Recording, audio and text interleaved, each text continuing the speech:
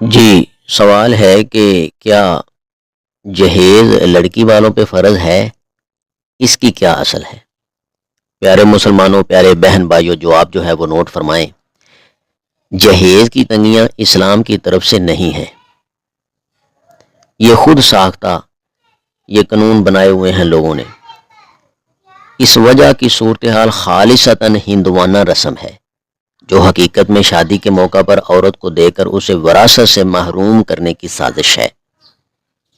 اسلام نے ایسی کوئی پابندی لڑکی والوں کے لیے نہیں لگائی کہ وہ جہیز کے بغیر نکاح نہ کریں، اور لڑکے والوں کو بھی اسلام نے کوئی اجازت نہیں دی کہ وہ لڑکی والوں سے اس کا مطالبہ کریں، بلکہ یہ نفقہ خرچہ جو گھریلو اشیاء اور خورد و نوش کا ہے نا، یہ مرد کے ذمہ ہے، نہ کہ عورت کے۔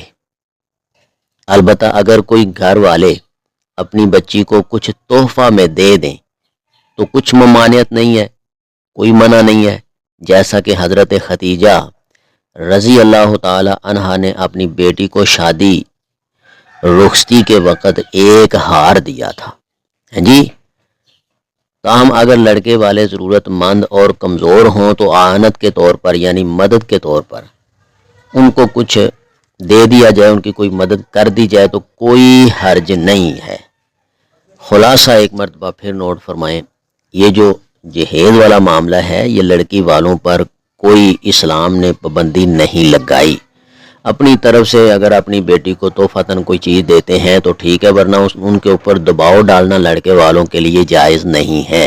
نہ مشورہ دینا، نہ دباؤ ڈالنا، نہ یہ پابندیاں لگانا، ٹھیک ہے، یہ سارا کچھ کرنا لڑکے کے ذمے ہے۔ یہ نفقہ خرچہ، گھر کا سامان، یہ لڑکے کے ذمے ہے، جی، اور پوری زندگی اس کے ذمے ہے۔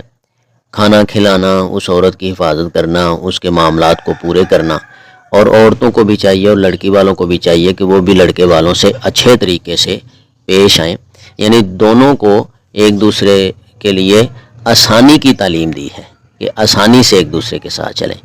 لڑکی والے جو ہیں وہ اپنی مرضی سے اپنی لڑکی کو کچھ بھی تحفہ میں دیں، ان کو کوئی منع نہیں ہے، جی، اور لڑکے والوں کو یہ تعلیم دی گئی ہے کہ تم لڑکی والوں پہ دباؤ ڈال کے جہیز کے طور پہ ان کو پریشان نہ کرو، ان سے یہ سامان نہ لو۔ اگر وہ دے دیتے ہیں تو اچھی بات ہے، لے لو، اگر نہیں دیتے تو خود بنا لو۔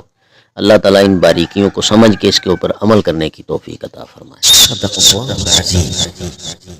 اگر آپ کو اس ویڈیو سے دینی فائدہ ہوا ہے تو حق بنتا ہے کہ آپ اس اسلامی چینل کو لازمی سبسکرائب کر دیں، لائک کریں اور کمنٹ میں اپنے خیال کا اظہار کرنا مت بھولیں۔